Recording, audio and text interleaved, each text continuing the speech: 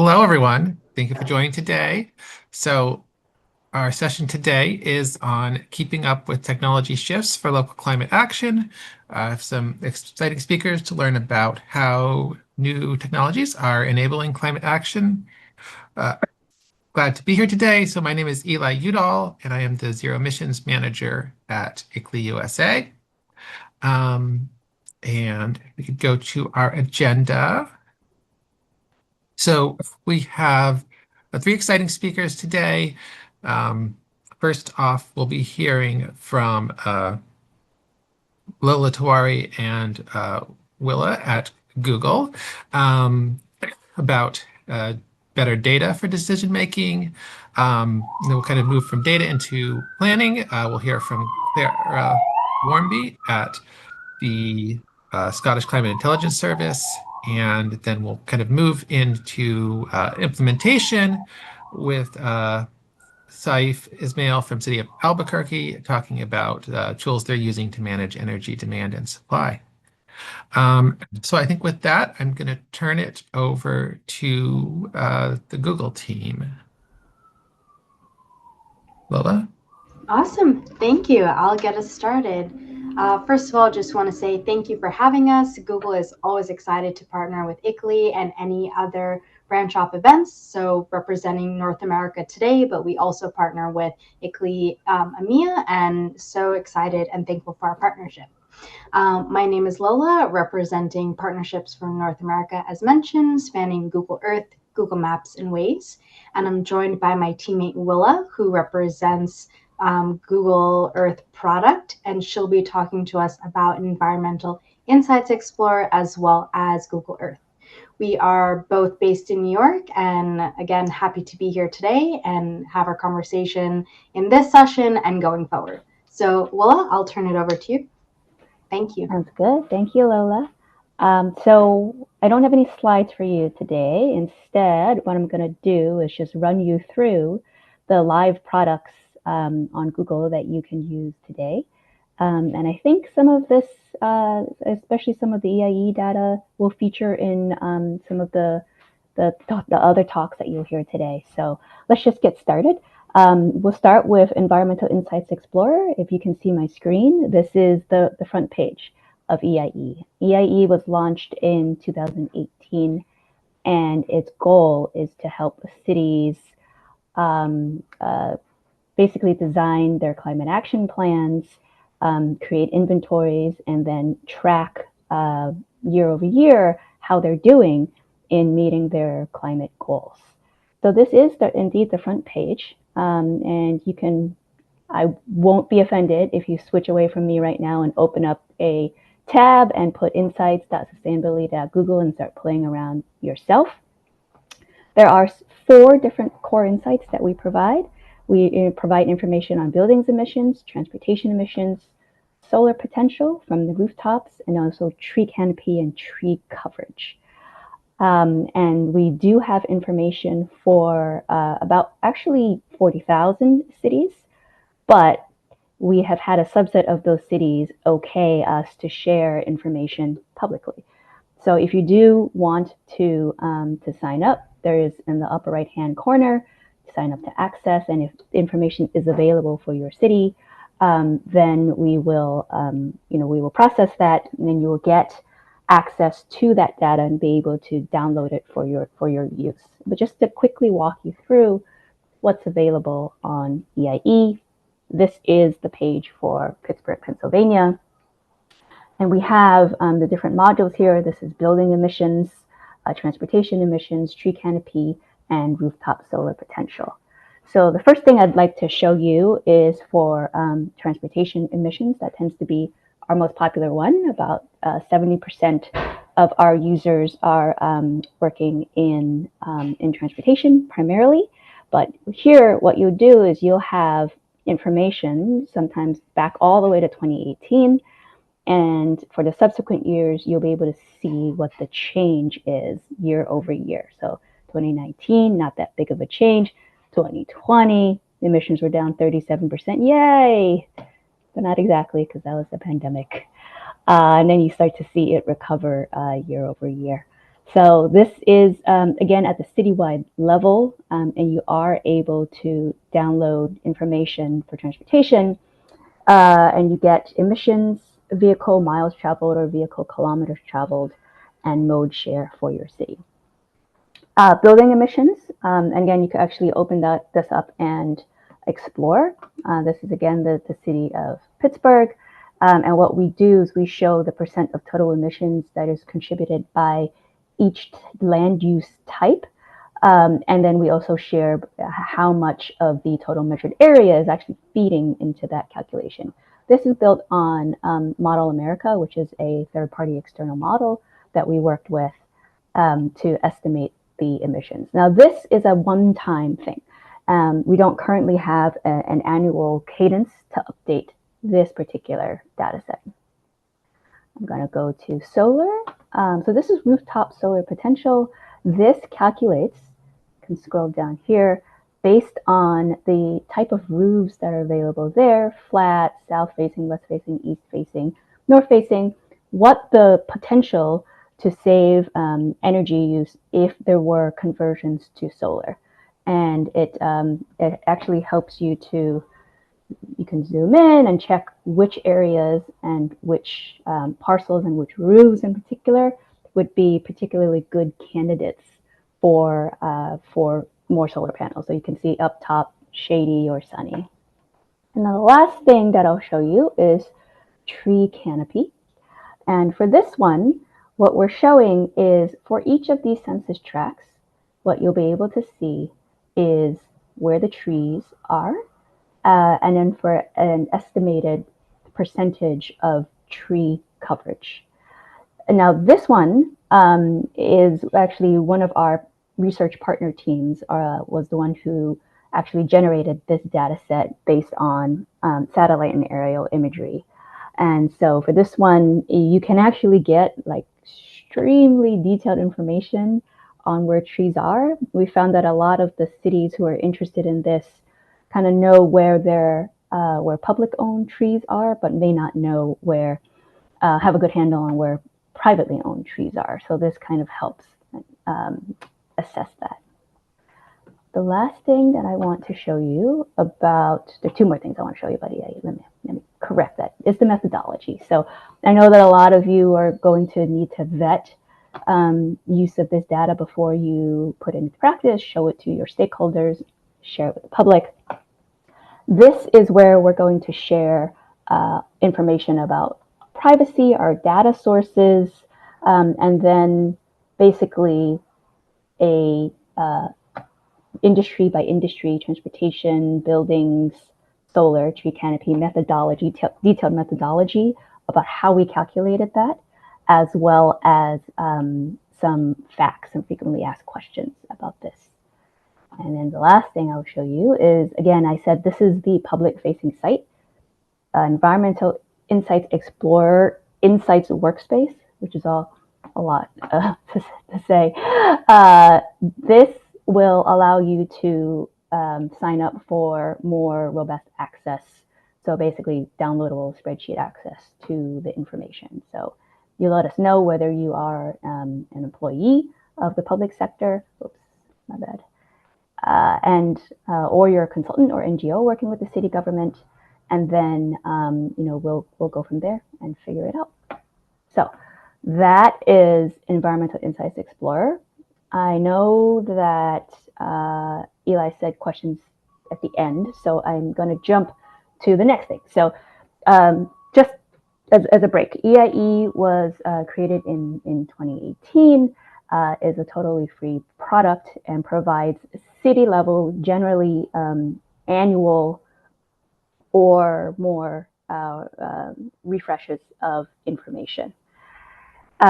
What we heard from a lot, and I think it's been quite useful, we've partnered with people like groups like ICLEI and C40 and ClimateView in order to provide sort of systematic access to this data in order to create the products that cities need. We did hear a lot from the users of EIE that there could be things that are, that could be better. More granular data, both in terms of more smaller, like down to the census tract level, especially for transportation, more granular temporal data instead of a year or more. Could we get refreshes sooner than that, and then other types of functionality. And so we started to fold that together and think about what's the best place to do that. And we actually settled on a new but old surface. And so I'm going to take you to earth.google.com. I don't know if I'm going to be able to do this, but let me see if I can actually ask or run like an informal poll. Who's familiar or has used Google Earth in the past? Can people use, like, are there emoji reactions here? Yeah, I see one. Okay, 2, 3. All right, there's some. Google Earth though, not Google Maps, right? Google Earth, earth.google.com. Okay. And so I think historically, if I were to ask, like, what did you use Google Earth for? I personally used Google Earth when I worked at the city as a traffic engineer. I used it to measure things. I used it to measure lanes so that I didn't have to go out in the field and do it. Like, eventually I'd still have to do it, but just as sort of like a quick starter, that's what I would do. But it is recently kicked off a new era of Google Earth for us. And we are looking to help decision makers make better and faster decisions. And those include a lot of decision makers like utilities or people in real estate, people who work in forestry, agriculture. And one of our key segments is cities. And so how do we do that? We're hoping to make a no-code geospatial analysis platform leveraging what Google Earth has to offer. So including all of that imagery, and we are working on new imagery, historical imagery, but we are also looking to allow more sort of layer interactions. So that's what I'd like to show you today. I'm going to walk through an example of a use case just to show you what's possible. So what you do is when you open up Google Earth, will be your new home page, and you're able to explore Earth. This one actually has me already zoomed in to Miami, but this is where you would zoom into the city that you're interested in. And the new feature, which is launched only in experimental so far, and we're going to launching to the general public in October, is the data catalog. So that's this stack of papers up there. Again, if you're on your own computer right now, you can go ahead and open it. And so what you'll see is this is the first tranche of data layers. We're going to be adding data layers basically every week or so.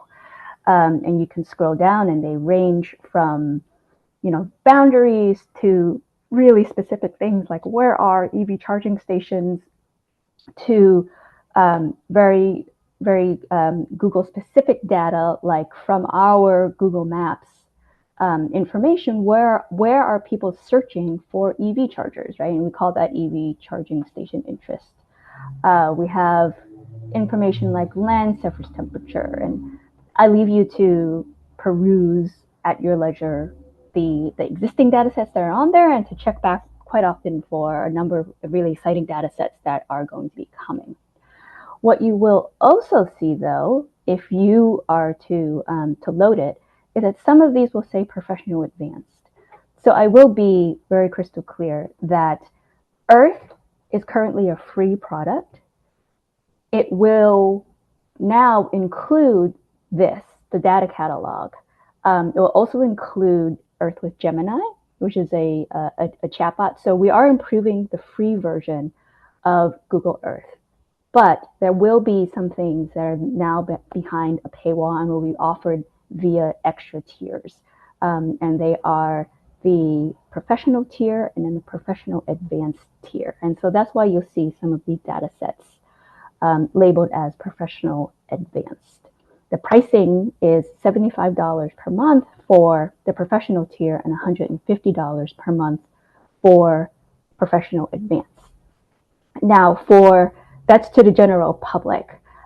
Do keep in touch, especially with Lola, as we try to figure out how to create some sort of grants or credits program for the NGO and public sector world. We'll talk about that some more, but that's not quite figured out yet.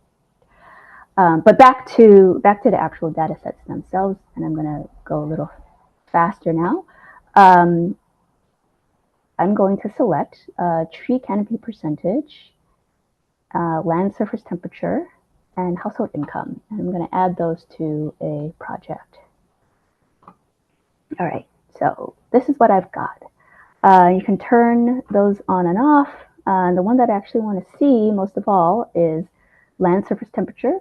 And in here, if you click on this, you should be able to see what a little bit more information about the data source itself, the data sources that it comes from, where we have data coverage.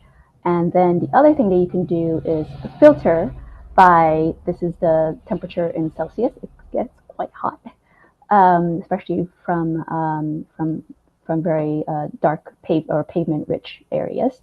And here allows you to change the opacity. So what I like to do is actually something that I quite often had to do in my work in the city is to say, you know, I want to know where my communities are most at risk from things like extreme heat.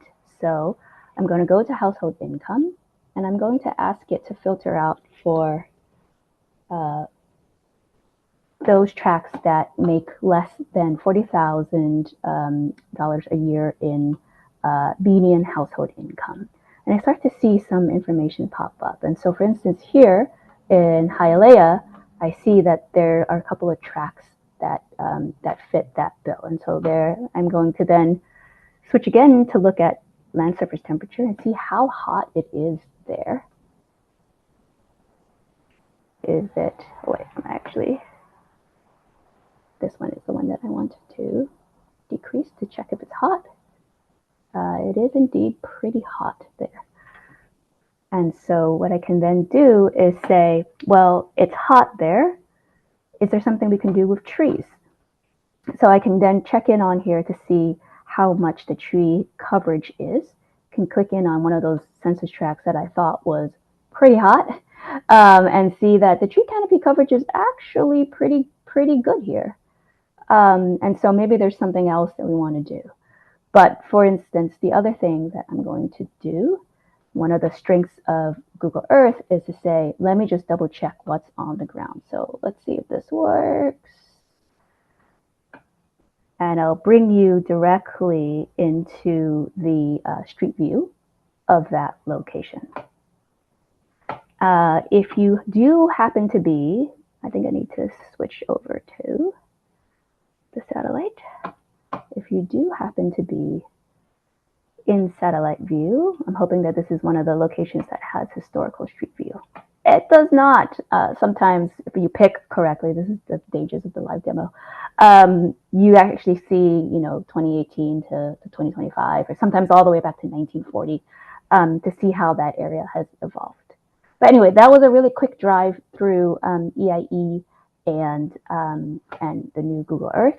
And let me know if you have any questions after the other two speakers.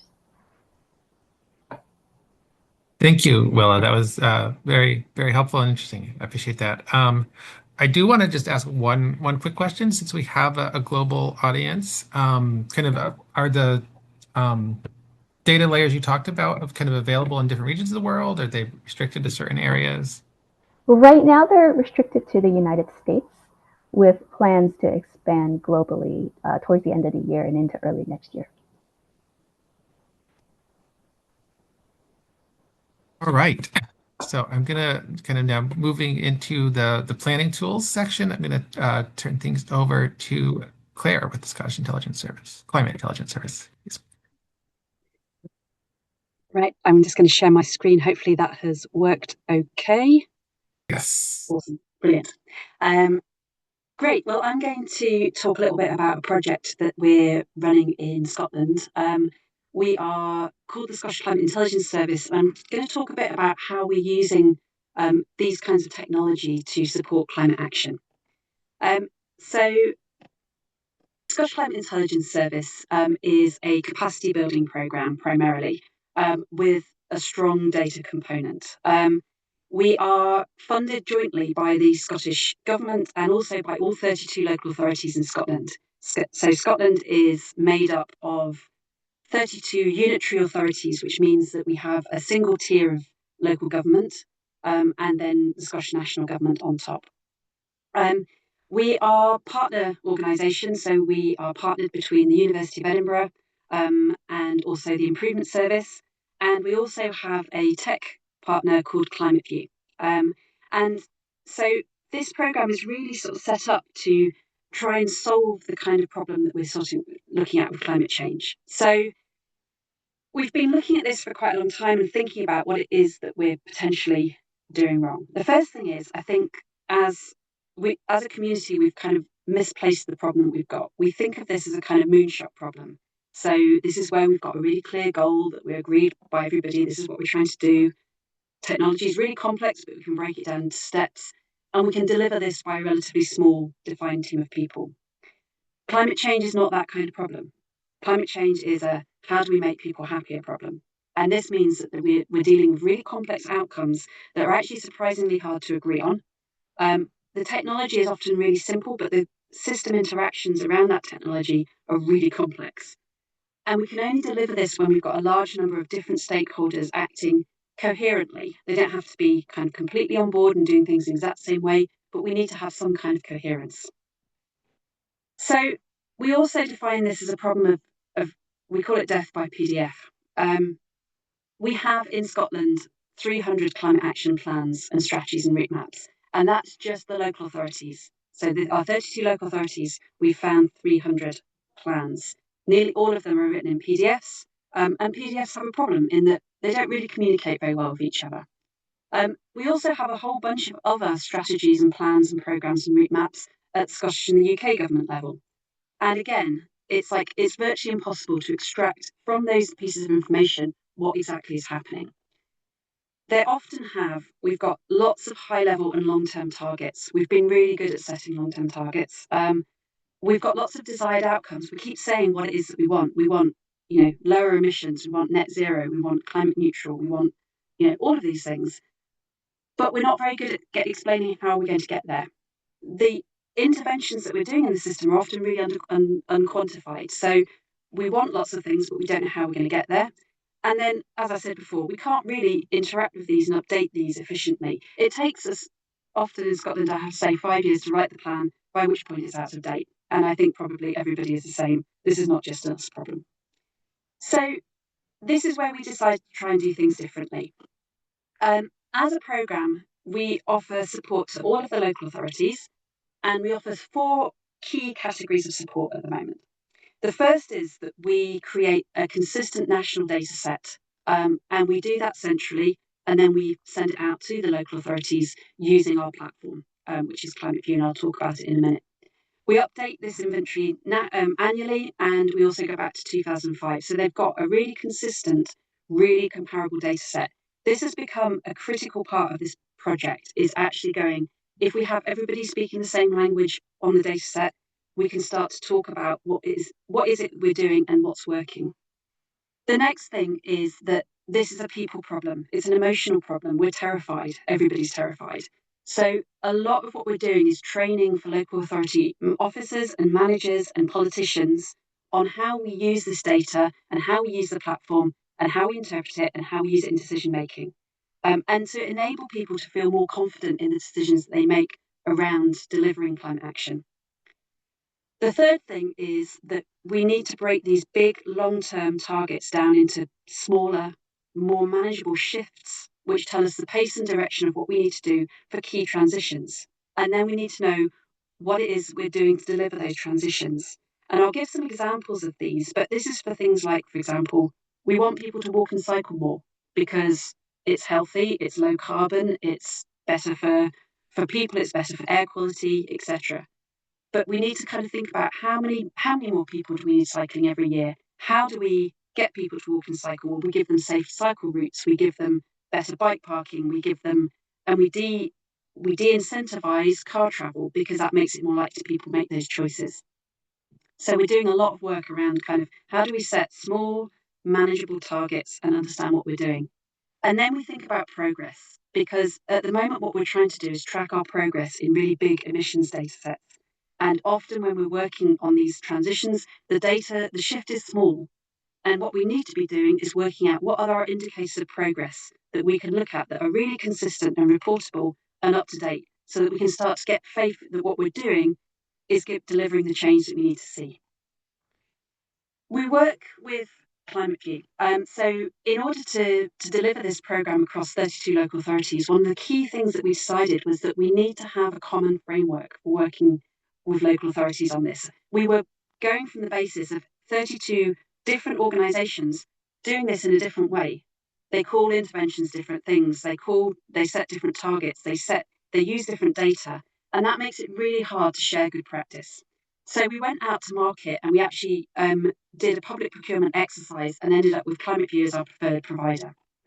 What ClimateView give us is, first of all, this kind of really common language and framework. And this is something that they'd spent a lot of time building, is what's called the Transition Element Framework, which is basically the IPCC methodology made into modules of maths around what happens when you shift people from cars to walking, cycling, or shift people from heating their homes with gas to heating their homes with a heat pump.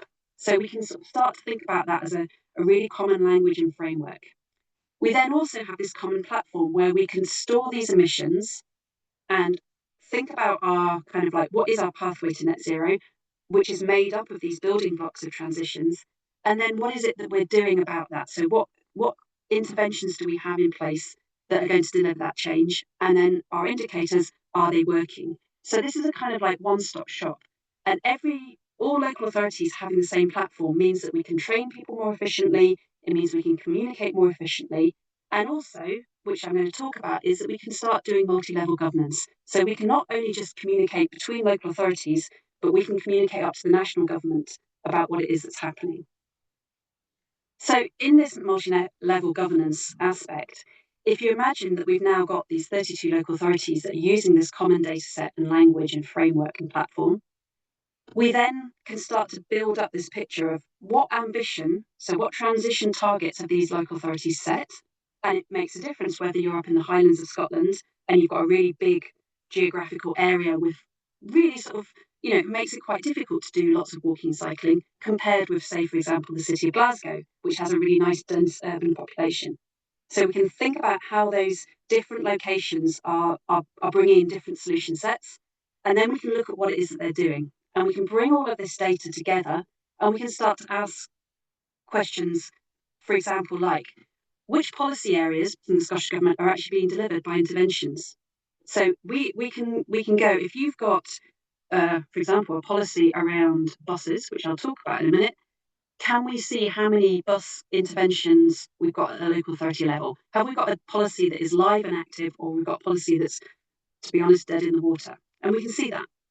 We can also start to ask if our local authority targets are consistent with the delivery of our big budgets, because we've got national budgets, but really a lot of the delivery has to happen at a local government level.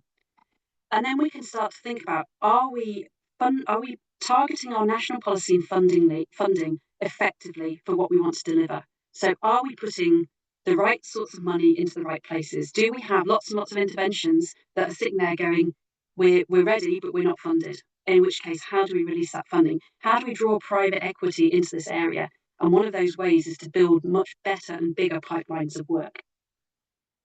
Just to give you an example of how this kind of framework and this thinking works, if we think about, for example, some transitions that need to happen. So we want people in Scotland to use the private car less and use buses more.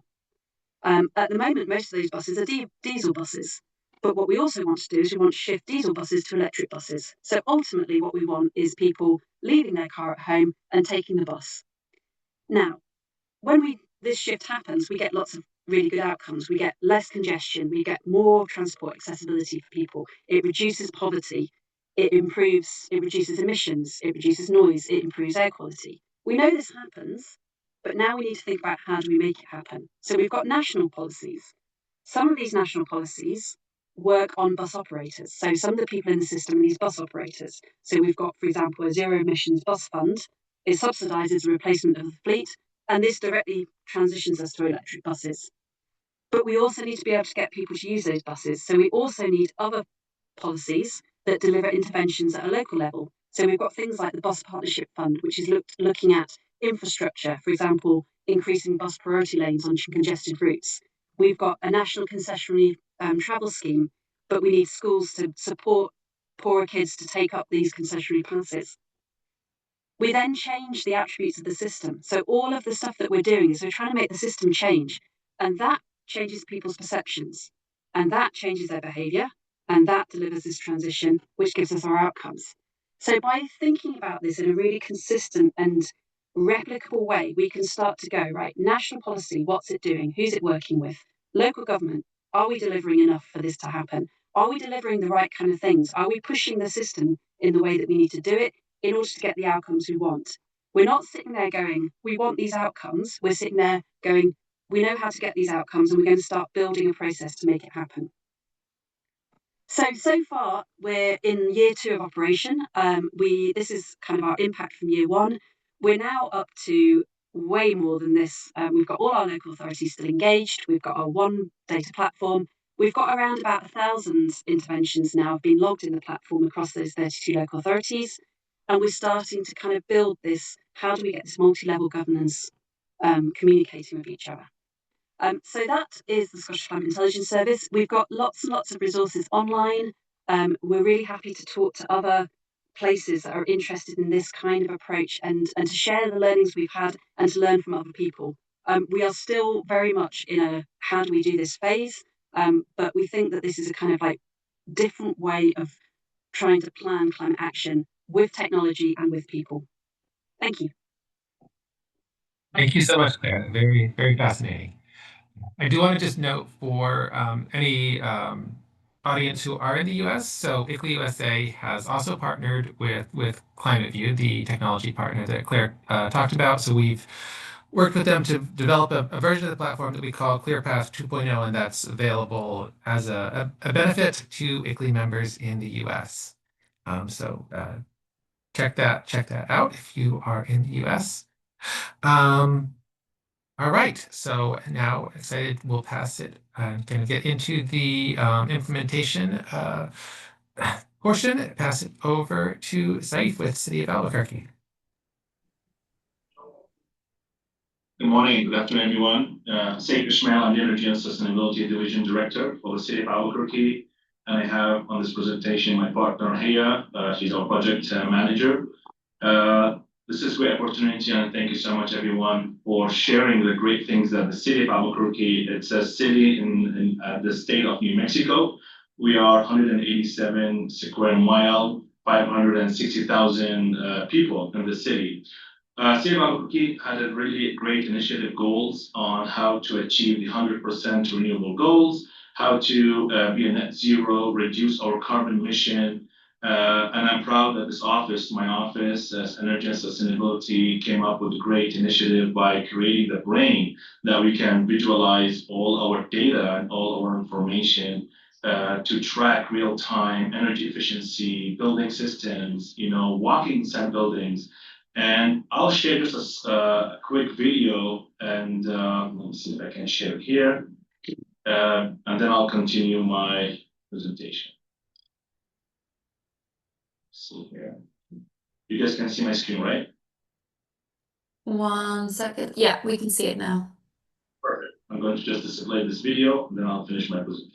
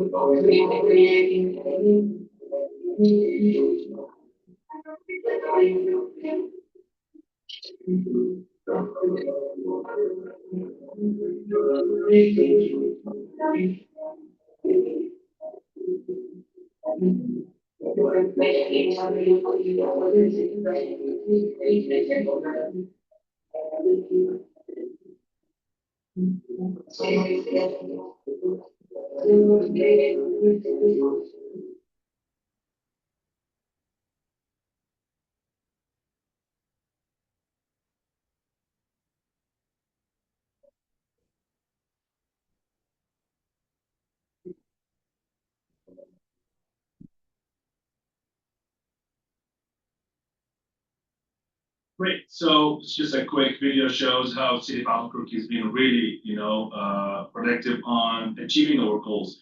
So, we have total of 1,500 buildings across the city. We do have a lot of infrastructures, different departments. The first idea came how are we going to manage the whole city? How are we going to achieve our climate action goals and plans? How can we reduce the carbon emissions? So it was a great opportunity to partner with Gridwatch Energy Management Solution that developed this solution for us that we start tracking real-time opportunity on our buildings, trying to figure out where the issue is. We're talking about billing almost 3.5 million every month on electricity, gas, water. We have really ambitious goals on reducing our carbon emissions. How we can manage the city? How can we work together to make this work for all of us? So this solution helps us to track real time alerting. If you have water leak, we can capture that water leak in the same time instead of waiting a whole month, losing water and money. We saved $170,000 a month just from tracking early leaks. Also, the same thing, we do have tracking our carbon emission real time on how much we are spending in our transit, fleet, buildings, and how we can develop a plan to reduce the consumption of our energy usage. Same thing of microgrids, implementing our microgrid projects have the same thing that we can track our battery storages. Let me see if I can share a PowerPoint presentation here. In 1 second that I can see. It's not this one. This. Okay.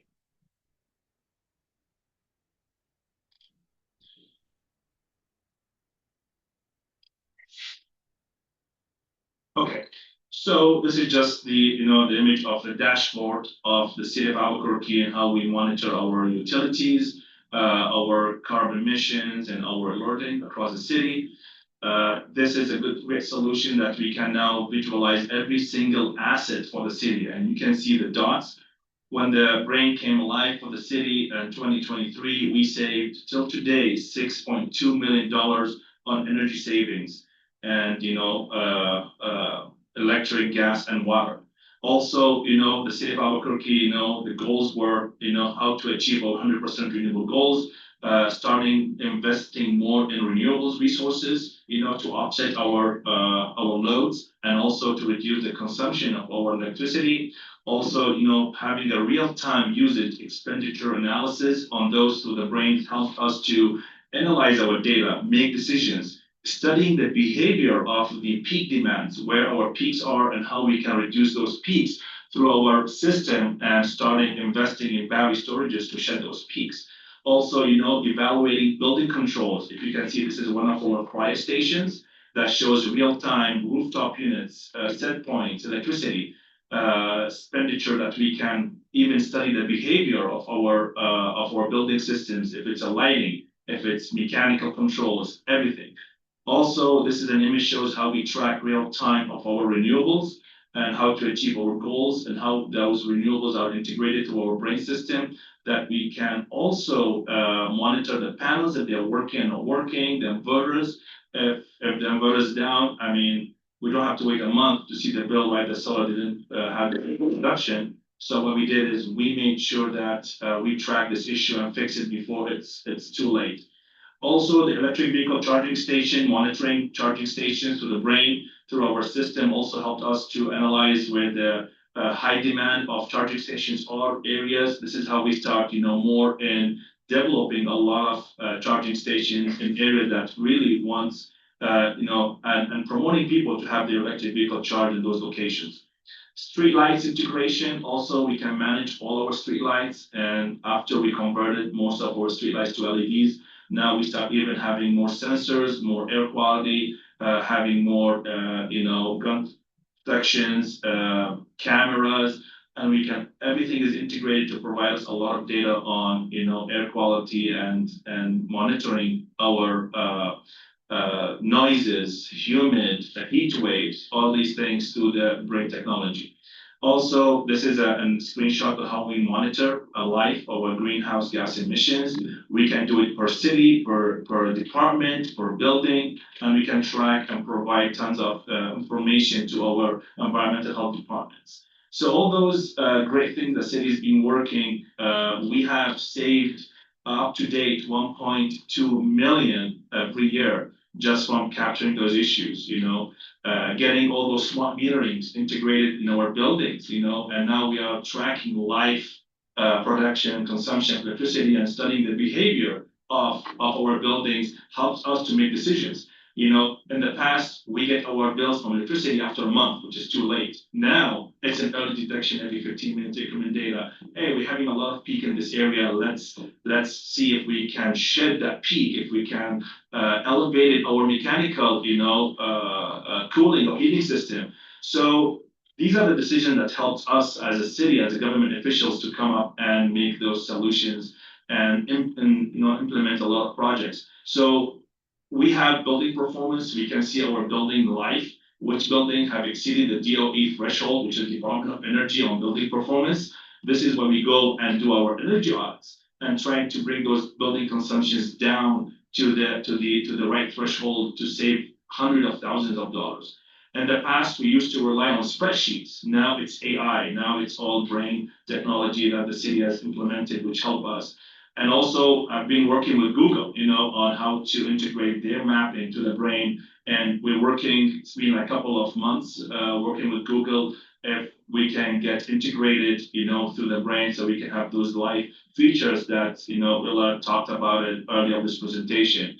And sky's the limit. We have a lot of things coming on, even integrating smart cities technologies, tracking, all the data and helping the public, these are all the great stuff that the city of Albuquerque has been the leader, of the state of New Mexico and nationwide on a small local government came up with those types of solutions and growing into that direction and achieving our climate action goals in a quick. So we have achieved our 100% renewable goal by 2025. To be the first city that had that, and then also we are increasing our fleet to be electrifying our fleet.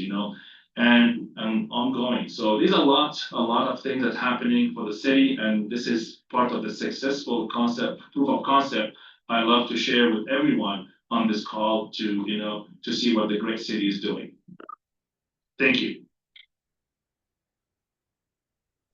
Thank you so much, Saeed. Very interesting. All right. So we're right on time. Gonna move into some questions. So you can type questions into the Q&A. You can type questions into the chat. And Katha, do people have the ability to unmute if they want to ask questions that way? 1 second, I can make that an option. They would have to raise their hand. Otherwise, they can also use the Q&A and chat function. But 1 second. Okay, attendees can now raise their hands if they want to say something, and then I can give them the floor. Otherwise, we already have one question in the Q&A box from Tahira. I don't know if you can see that. What interventions are you using to motivate staff and stakeholders and to build the capabilities required to successfully implement the changes in Scotland?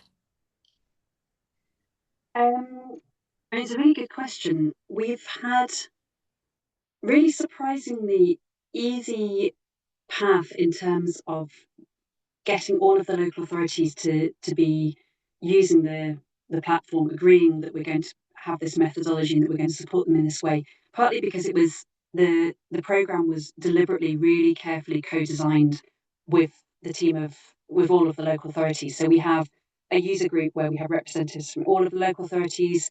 when we built our platform requirements for the procurement process, we had 3 workshops where we kind of really delved into what do local authorities need and what would work for them and how do they want to use it. So a lot of co-design went into this. Having said that, it's kind of it's never a lack of desire, it's often a lack of resources. So local authority officers are often, in some local authorities, there's literally one officer who is dealing with climate change and sustainability and sometimes adaptation as well. And that what we're trying to do is understand how we can use having a virtual team of people. So we've got nearly 20 staff in our program, how we can use the capabilities and capacity in that team to unlock what needs to happen in local authorities, but with a kind of like awareness that we can't do everything for local authorities. It's not possible. We don't have enough people either. So I think that so far we've been really fortunate that we've kind of really had a huge amount of enthusiasm from officers. We normally get like 60 or 70 people at every training session that we run. And we have local leads who really work, face to face with those local authorities to try and support them. We have individualized support plans so we can kind of go, what is it that you need at this point in time? But it's a work in progress. And what we really want, I think, going forward is to recognise at a national level how much staff time and organisation this transition is going to take, and to start resourcing that effectively. So to think about, this isn't just a problem of engineers and of heat pump installers. This is a problem of comms people and marketing people and project managers and data specialists and everything. We need a huge kind of like really sort of 300 people per local authority to start implementing this change. But hopefully, as we start to surface what that might be, we get a better picture of how we can support people. But we're learning is the short answer. Thank you for that. And I wonder, from Saif, I imagine your work would have required engaging a number of people across different departments of your local government. Can you say a little bit about what's been effective there? I mean, we at the moment we're working on a phase that we're calling building transition teams. So a transition team really needs to be not just the climate change officers, but the people in transport, the people in building and housing, the people in planning, the politicians who are decision makers. There are some teams that are easier than others, and often it depends a little bit on how each local authority is structured, and they're all structured slightly differently. But one of the things that we're working on at the moment is learning how to speak the language of different teams. So, for example, transport teams have really specific processes, data, goals, outcomes that they're trying to achieve. The important thing is for us to be able to speak that language really well so that we can get close to them and we can help them and we can bring them on board to this process. But we're still learning how to speak transport. It's tough. Thank you. Yeah, that's a good point. All right, over to Saif. I guess I just want to see, Saif, if you have any thoughts about this kind of engaging people. And then also there's a specific question about, it says, what tool does Albuquerque use to gather real-time building systems data? Great. So I mean, and I agree with Clara that the culture change, from people used to do something in the past to the new technology, that was a big challenge for us, especially with the world AI and the new innovation of how can we work with the future of integrating all our systems and building systems. Now, the city of Albuquerque, I have just finished an energy and sustainability design guide. This design guide goes to all the project managers, all the capital improvement implementation projects that comes for the government. They have to follow those standards. Those standards comply with the brain technology. We need to make sure when we design our buildings, those buildings are compatible with the new technology, with the AI, with the brain technology. It helps us to easy monitor. This is how we save money. We save money when you study the behavior of those buildings. You have to share that with other departments. You have to be consistent with departments across the city. Like you're talking about transit, you're talking about airport, family community centers, senior centers, police department, fire department. So when you design a building, you just want to make sure to have to create a sustainable buildings for the future. They have to be consistent when you use those technologies. And we as a local government, we care about the comfort of those buildings to make sure that the heating, the cooling, accesses, everything is meant to be, works for our clients and for our citizens. And also the technology that we're using is GridWatch, ems.com. It's a company that we hired to develop a real-time monitoring. So they use our data, they integrate on the machine learning behind end on their software, and that's how they display our real-time information. They have those sensors, they install those sensors in our facilities, and they capture that real time. And that's how we get our information directly from their portal and from the dashboard. Great, thank you. Um, so we have a note, maybe that URL is not working. Give me 1 second. Any other questions? I thought there was a hand up, and I don't see it now. Maybe you got your question answered. I think it was Tahira. I don't know if you still want to ask anything, Tahira.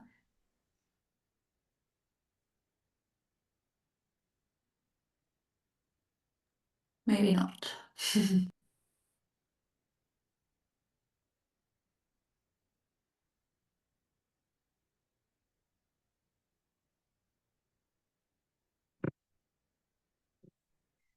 Other questions?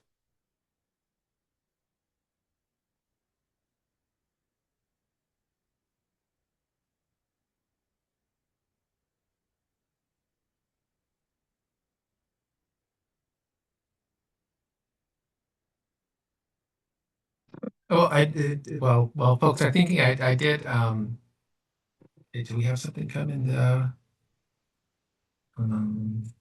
chat? It looks like we do have a question about water as a resource, water usage. If anyone wants to comment on that.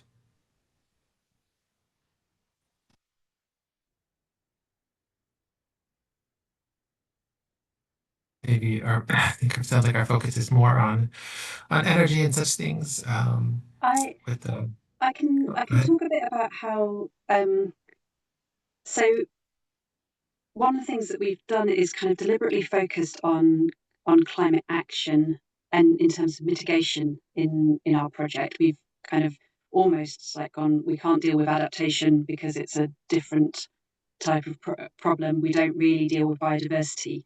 But I think that depending on where you are, it's also like the water resource management is nearly always bound up in kind of climate action. So when we're doing things around mitigation, it's often to be thinking about how do we use resources more efficiently, and one of those examples might be saying it's like if we want households to reduce their water usage, having water butts where we can store rainwater for irrigation and things like that.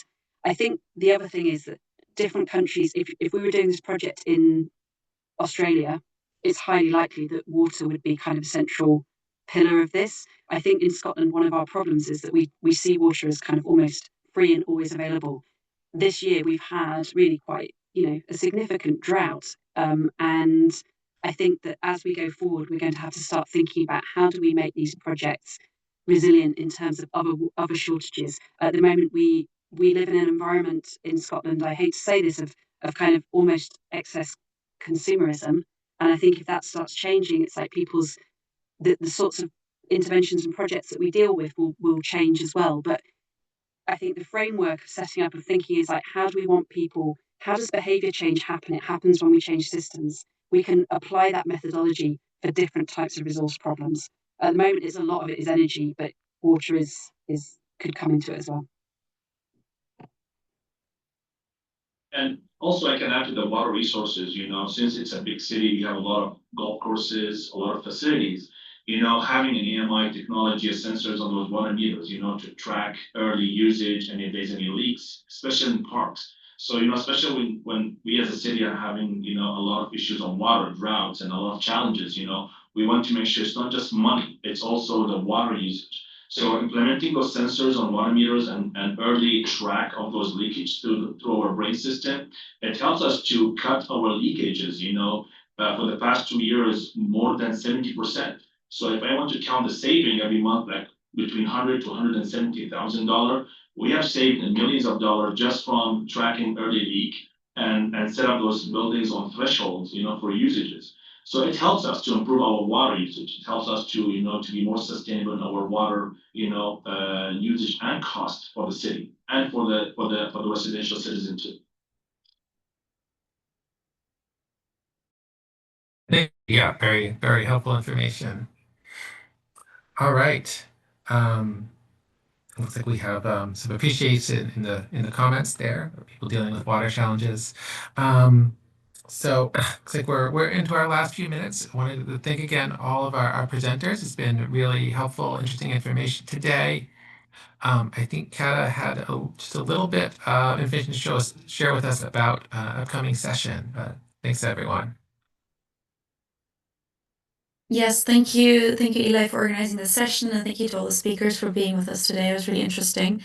I'll just quickly promote our next virtual session, which will focus on how local and regional governments can accelerate the energy transition by mobilizing their investment and scaling up financial models, while also aligning efforts across public and private sectors. So I will just quickly pop the information into the chat for everyone, and you can also find the registration link here. But yeah, otherwise, thank you everyone, and I wish you a good rest of your day.